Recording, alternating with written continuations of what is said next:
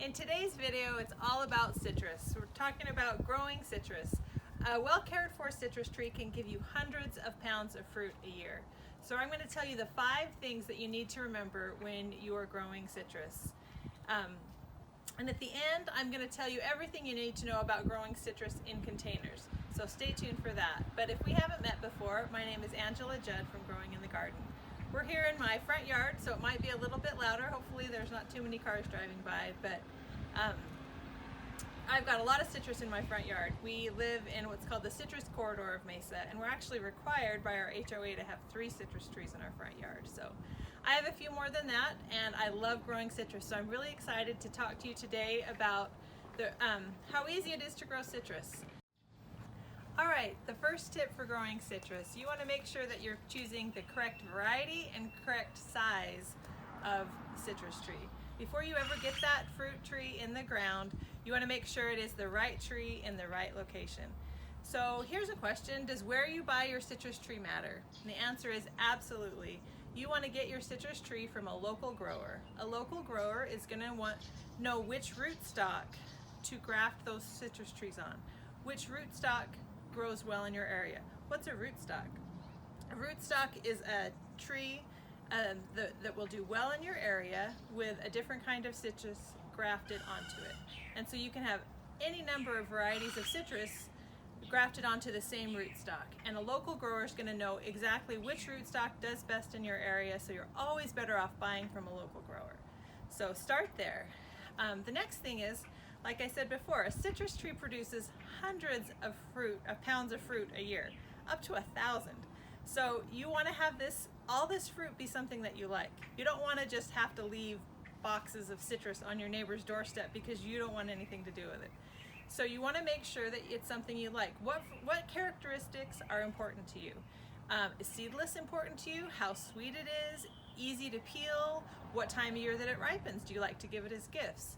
These are all things to think about, and that's another good reason to visit a local grower, because a lot of times you can sample the fruit that they're growing, and that lets you try it before you buy it, so you know that it's a variety that you like. Are you growing it? Another thing to think about, are you going to juice it? Are you going to use it different ways? So think about all of those things before you make a decision of which citrus tree to buy, because this tree is going to be in the ground for a long time, especially because now you're going to know exactly how to take care of it, and this tree is going to be a healthy tree and provide lots of fruit. So figure out which type you want to buy, and then another consideration is how much room do you have? If you don't have, you want to make sure that you have enough room for the tree at full size. So a mature citrus tree, a mature standard sized citrus tree, can be up to 20 feet tall by 20 feet wide. What I'm standing in front of right now is a mature dwarf citrus tree. This tree is well over 10 years old, and it's about 10 by 10, and that's about the size that this tree gets. Now, a dwarf citrus tree, does that mean it has dwarf fruit? Not at all. The fruit, you can see we've got some oranges ripening here, just starting to get ripe. The fruit is going to be the same size and the same quality of fruit as on a standard size tree, but it's not going to, there's not going to be as much of it. You're going to have less fruit, about 50% less fruit on a dwarf size tree. So that's also something to think about. If you may not want that much fruit, but you have enough room, you still might want to consider a dwarf tree. That way you can have many different varieties. Another thing to consider is temperature. Here in most areas of where I live in Maricopa County, it's a great place to grow citrus. A lot of citrus is grown here. But all citrus fruit is frost sensitive. And so unless you live in zones 8 to 11, you're not going to be able to grow it in the ground. So keep that in mind. And there's also areas of your yard that are colder or warmer, and so you want to make sure you're aware of the microclimates in your yard so you're planting it in the right area. And different types of citrus are more frost tolerant than others. For example, kumquats are frost tolerant up to 18 degrees, so they can get pretty cold. On the other hand, on the other extreme, are lemons and grapefruits, and they're the least frost tolerant. So if your yard tends to be on the cold side, you might want to stay away from those and tend more towards kumquats. Oranges, I think I spoke wrong. Oranges and grapefruit are more in the middle, and lemons and limes are the most frost sensitive. So if you have a cold yard, you want to make sure that you're not doing the lemons and limes. Maybe think about an orange or kumquat. So make sure you're choosing the right tree and the right location in your yard. All right, you've bought the right tree for the right location, and you're ready to plant it. So a couple of things to consider. You want to make sure on the size of the tree that smaller is actually better. It's better for the tree to get accustomed growing in your yard where it's going to grow. That way it gets accustomed to the direction of the sun, the different environment that it's going to be in, rather than transplanting a large tree to a different location. There's going to be a lot less transplant shock when you transplant a smaller tree. So keep that in mind, that smaller is a little bit better, or is better definitely when you are when you're planting. So you've got your right location. I've got a dwarf tree here, so I've got plenty of room, and you need to plant it. So again, sometimes when you think planting, you think deeper is better. Just go deep, deep, deep. Not so. One of the worst things you can do for a citrus tree, for any tree for that matter, or any plant, is to plant it too deeply. So when you're digging your hole for your tree, you want to do it the same depth as the nursery pot, but you want to go a lot wider. That way those roots will have nice loose soil when you backfill that native soil back in, that it'll be able to easily go out. We just planted this tree last week or maybe the week before. And so as we're digging our big wide hole, I don't know if you can see this big old, I don't even know if it's a rock, it's a conglomeration of rocks. That was in that circle of where we wanted to plant it. It was a beast to get out, but I'm so glad we did, because now those roots aren't going to be blocked by that rock. So make sure when you're digging your hole, no deeper, and you want to go nice and wide. Another thing to consider is when to plant. Right now in Arizona in October is a great time to plant. Now through February, if you plant a citrus tree, the advantage is you're going to give it a little bit more time before that heat of the summer hits. And any time that it can be in the ground before the summer and establish itself is better. The disadvantage is if we have a cold snap, you're definitely going to want to protect new young trees from frost. The way I do that is I get big burlap and I cover that tree. Especially when they're so little, it's easy to throw a nice burlap sheet over the top. Another time to plant this citrus tree could be from March to April. There, the danger in Arizona, the danger of frost has passed, so you're not going to have to worry about covering it. So that's a great time to plant. The disadvantage is it's not going to have quite as much time in the ground before the heat of the summer hits. But really, October through about April is a fine time to plant. Just be aware of those considerations that you might have to cover it. So again, remember, plant your tree at the same depth. You don't want those roots to be covered. You don't want that graft, where they've grafted that rootstock on, to be covered up by soil. And so you don't want it to be too deep, and you want to have a nice wide hole for your tree to be in. One additional consideration to think about when you are planting your citrus is to consider having a dedicated line for your citrus trees, because the needs of citrus are going to be different than the smaller bushes or annual flowers or other fruits and vegetables in your yard. It's nice to be able to set a timer for exactly what they need, so you can water those trees nice and deep, and you can space out that watering as long as you need to. So now, one of the most important things you can do for your tree is to water it correctly. Most, if not all, the problems with citrus and with a lot of things can be traced back to watering. Watering is crucial, especially here in Arizona. You want to make sure that you're watering your citrus roots correctly. If you're just giving them a little water, those roots are just going to stay right on top of the dirt. But if you give them a nice deep watering, you're going to encourage those roots to go down and deep and wide. And so that's what we want to do with our watering. You want to give a nice, deep, slow watering. So you're encouraging that water. That's why I have this basin here. You want to have that water fill the basin and go down nice and deep and wide. A good way to tell if you've watered is to get something like this. There's a soil probe, or a long screwdriver or something would also work. But the soil that is wet, it's going to go through more easily. So you can see here we had a nice rain on Saturday, 3.5 inches, and so this goes in pretty easily. So I don't need to water anytime soon with this tree. So make sure that you're watering correctly. So the principles with watering is we talked about a nice, deep, slow watering. So the size of the tree is going to dictate how much water. Obviously, a small tree like this is going to need a lot less water than this other dwarf tree, or even a standard size tree, of course, is going to need a lot more water. So that's what dictates how much water. How often you water is dictated by a few different things. Number one, how old is the tree? A newly planted tree, its roots aren't developed as much, so it's going to need water much more often than a tree that's been in the ground and is established. Also, weather conditions. In the summer, when we don't have any moisture and it's really hot and dry, your tree is going to need to be watered more often than in the winter. In the winter, mature trees can often go 3 or 4 weeks between waterings. But you're going to always water the same amount of water each time that you water. Okay, I'm standing here now in front of about a 7-year-old standard size grapefruit tree. So you can see that this tree is quite a bit larger than the other trees that we were looking at, and it's still going to get even bigger. So this is a standard size grapefruit tree, and it gives me thousands of pounds. Thousands. I wish it gave me thousands of pounds. It gives me hundreds of pounds of grapefruit a year. I think one of our favorite things, it's not ripe yet, but it's just starting to be, one of our favorite things is to come out here and pick a grapefruit for breakfast. So there's nothing better. So I get really excited when the grapefruit get ripe.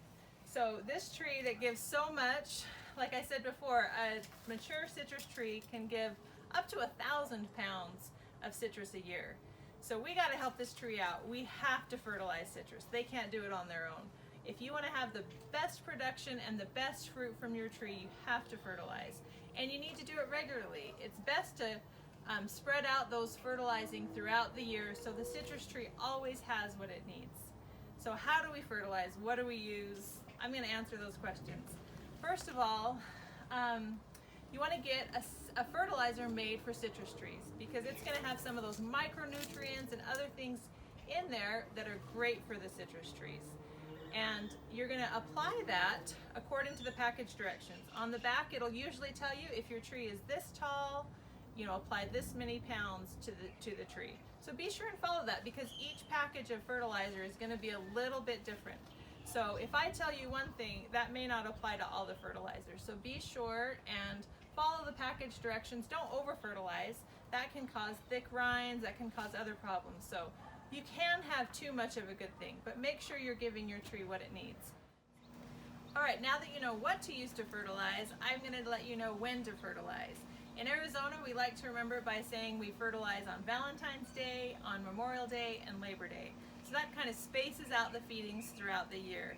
So make sure, if not to miss one, make sure you're giving that tree what it needs, so come citrus season that your fruit tastes really good. Okay, how do we fertilize?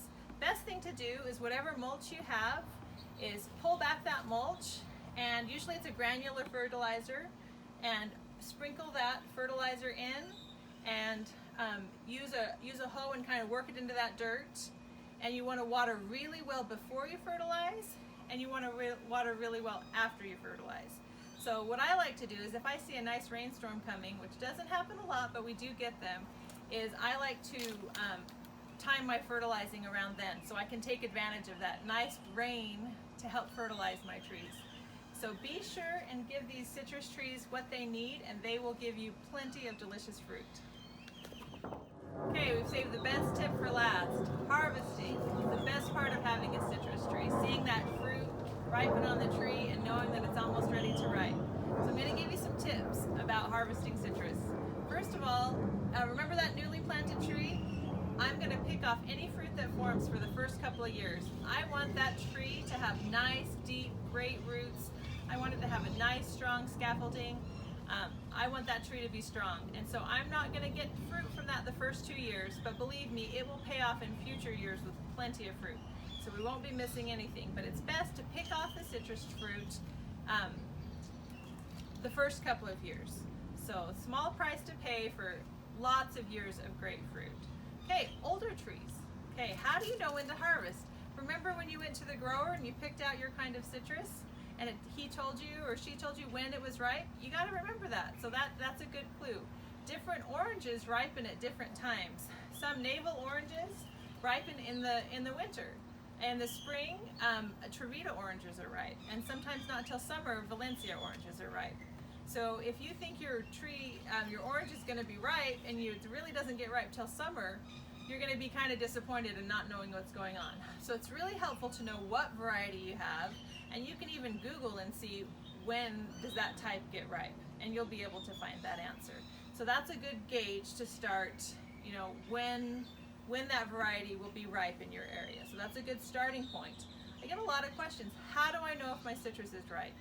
Well, there's one way to find out. If you think it's about the right time, even if it's not exactly the right color yet, sometimes the rind doesn't, especially on lemons and limes, the rind doesn't always exactly match if it's ripe or not. It doesn't always show.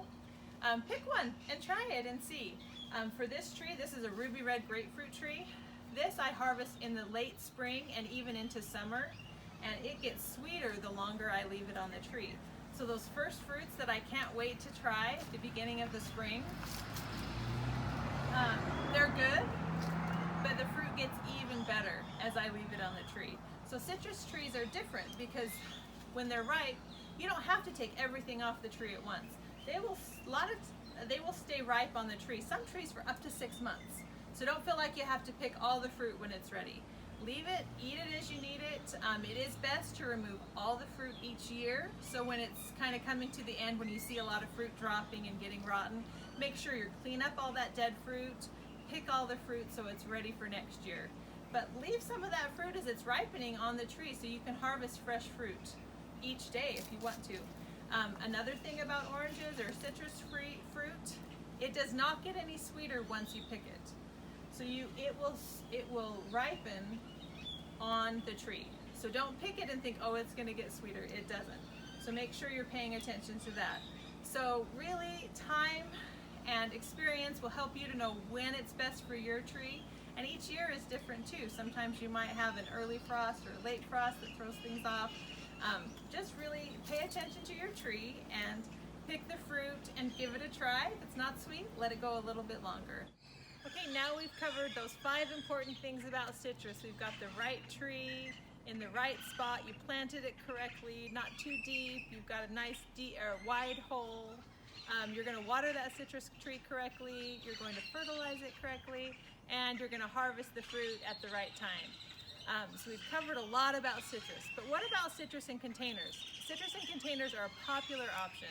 If you don't have enough growing space, or you want to try different varieties, you want to grow on a patio, or maybe you want to bring your citrus indoors if you live in a different zone that's a little bit too cold for growing citrus. So there's a lot of different reasons that you want to grow citrus in a container. So a lot of those things that we talked about already apply to containers, but there's a few different things to keep in mind. First off, you want to pick a variety that's well suited to a container. If you grow a grapefruit tree in a container, it's not going to be happy for very long. Grapefruit trees get really large, and it's really going to struggle. So help yourself out. Choose a smaller variety. Kumquats, calamondins, some Meyer lemon is a good choice. A few different limes are a good choice. Those are naturally smaller trees, and they're going to be happier longer in a container. So that's something to keep in mind. Make sure you're getting the right variety, and always get a dwarf. Don't get a standard size tree and put it in a container. Your tree is going to be much happier if it is a dwarf tree. So you've got the right container or the right tree. Now let's talk about containers. So it's going to come in a container from the nursery. You want to make sure that your container is at least 2 or 3 times larger than that container. You want to give that citrus tree room to expand its roots. And when you plant it, same thing applies. You don't want to plant that too deep. It's okay to have soil below, but but you want to keep your rootstock, your root at the same level that it was in that nursery pot. You don't want that dirt to go up any higher than what it was planted. So you've got it planted in a good container. What kind of soil? Does it matter what kind of soil you put? Absolutely. You want to make sure that you use potting soil. Those roots need lots of air. If you have too much organic matter, it can that great organic matter is going to all decompose, and that will compress. So you want to make sure you have good potting soil that has aeration, like coconut coir or peat moss, some things that aren't going to decompose, that will continue to give air to those roots, because you don't want those roots to get compressed, and that's going to stress your tree out. You're going to think, what's wrong with my tree? It definitely needs air. So different soil than you would plant if you were putting it in the ground. A lightweight potting soil, keep that in mind. Okay, so you've got the right tree, the right container, with the right mix of potting soil. Now, that tree is totally dependent on you for all of its water and fertilizing. A tree in the ground, its roots can seek out other sources if you forget. But a tree in a container, it's kind of stuck with just you. So make sure you keep that in mind. You want to and a tree in a container is going to dry out a little more quickly. So you're going to give it water more often. You don't want to have a soggy tree. You want to let the top couple of inches dry out. A moisture meter is helpful to see if it needs moisture. But you're always going to want to water and fill up that well and let all that water seep through. That's the other important part about the pot, is you want to make sure you have enough drainage holes. Usually one drainage hole at the bottom of that container isn't enough. A lot of times I like to drill several holes kind of in a circle around the pot, so you make sure that you have a lot of drainage hole. Those roots do not want to sit in water and get soggy, and it's not good. So make sure there's good drainage. So make sure you're giving it adequate water. Fertilizing. Fertilizing is a little bit different, because a lot of what you are putting on the tree drains right out of those holes.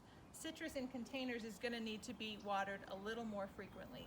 So usually about once a month. And you still could take that same amount of fertilizer that you look on that package and figure out how much fertilizer you need, and break that up over the course of a year and apply that once a month. So the citrus tree has a steady source of nutrients, because some of that fertilizer is going to be washed out, rather than when it's in the ground, it's just kind of staying in one place and the tree has access to it.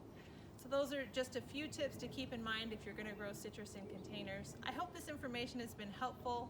I love growing citrus. I love living in Arizona, and growing citrus is one of the reasons why it is a great addition to your yard. Really, if you live in zones 8 through 11, I urge you to give it a try. Find your local nursery. Talk to the helpful growers there. They'll have a lot of information.